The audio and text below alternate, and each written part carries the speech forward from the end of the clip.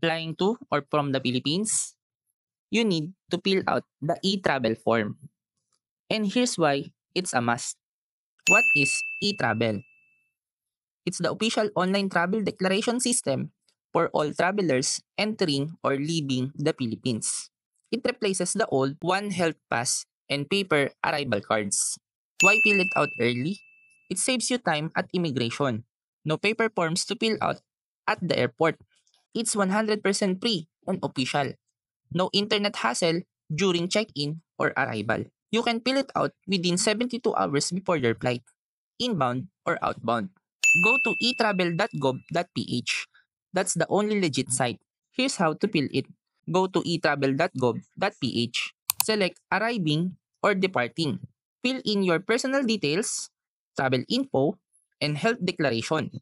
Once done, you'll get a QR code. Save it or screenshot it. And that's it. Show your QR code at the airport. Smooth and easy. Fill it out at home with a strong connection and skip the airport stress. Follow for more travel tips and updates. Safe travels!